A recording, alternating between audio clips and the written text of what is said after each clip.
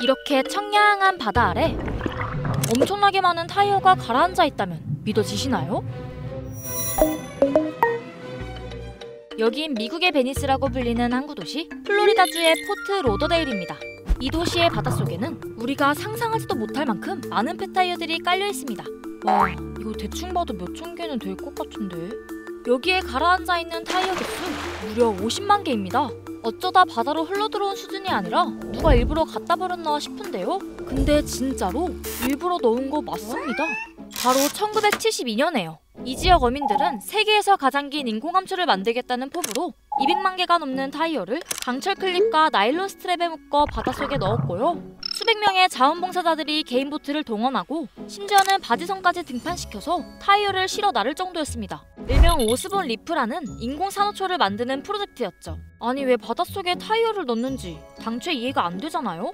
사실 1960년대에서 70년대까지만 해도 미국은 타이어 재활용이 쉽지 않아 불법 쓰레기 매립장에 쌓여 환경을 오염시키고 있었습니다. 그래서 이 골칫덩어리인 타이어를 어떻게 할 방법이 없을까 생각하다가 인공암초로 써보자 했던 거죠. 그때만 해도 타이어가 암초 역할을 해서 산호의 성장을 돕고 생물의 다양성을 늘릴 수 있을 거라고 기대했답니다. 놀랍죠? 근데 더 놀라운 건 따로 있습니다.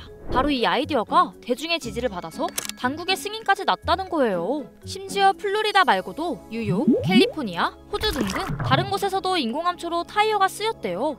물론 타이어는 아니지만 인공적으로 암초를 만든 사례가 있긴 있어요. 작년에 크랩에서 소개했던 친환경적인 중성화 시멘트를 이용해서 만들기도 하고요. 3D 프린터로 만든 인공 점토암초도 있죠.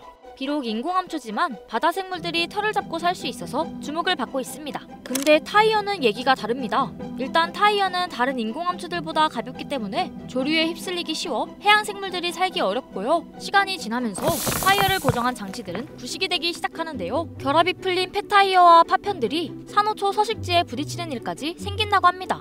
하지만 무엇보다 심각한 건 역시 미세 플라스틱 문제입니다. 선박의 충격 방지용으로 많이 쓰이는데 그러면서 부딪히다 보니까 이제 마모도 많이 돼서 미세 플라스틱이 만들어질 걸로 예상도 되고 타이어를 만드는 과정에서 다양한 첨가제가 들어갑니다. 산화방지제로 들어가는 6PPD라는 물질이 있는데요. 얘는 특히 낮은 농도에서도 연어의 치사를 유발해가지고 최근에 이제 큰 문제가 되기도 했고요. 미국의 한 연구에 따르면 타이어 고무 산화방지제로 쓰이는 6PPD에 노출되면 연어 성체는 몇 시간 안에 숨을 헐떡이면서 죽고요. 어린 연어는 물 1리터에 0.001mg의 극미량이 들어있어도 죽는다고 합니다. 그리고 실제로 심원준 박사님의 폐타이어 시범 연구에서도 이 물질이 발견되고 있대요.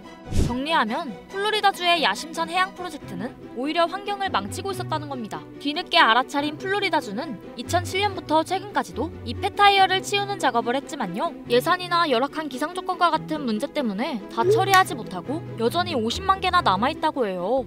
근데 이거 먼 나라 얘기만은 아닌 게요. 우리나라에서도 연평균 17만 톤 정도의 해양 쓰레기가 나오고 있는 걸로 추산된다고 합니다. 유독 항만, 그러니까 항구 안에서 수중 정화 활동을 할 때 보면 타이어들이 심심치 않게 이제 발견이 되는데요. 대부분 들어오는 발생원은 선박에 부착됐던 충격 완화형 타이어로 생각이 됩니다. 그 폐타이어들을 이제 밧줄에 묶어서 배 이제 앞면이라든가 측면 쪽에 이렇게 늘어뜨려 놓는데 그런 부분이 밧줄이 이탈되거나 하면서 이제 빠지게 되거든요.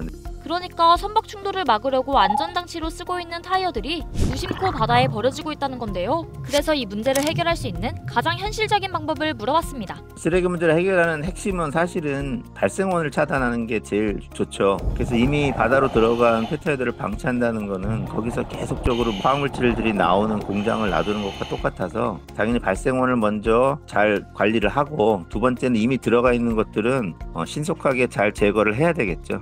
결국 쓰레기 발생 자체를 줄이고 이미 생긴 쓰레기는 빠르게 치우는 게 가장 좋은 해결책이라고 합니다. 50년 전에는 잘 몰랐다고 하지만 지금은 절대 모른 척 할 수 없는 해양 쓰레기 문제. 잊지 말고 꼭 기억해야겠습니다.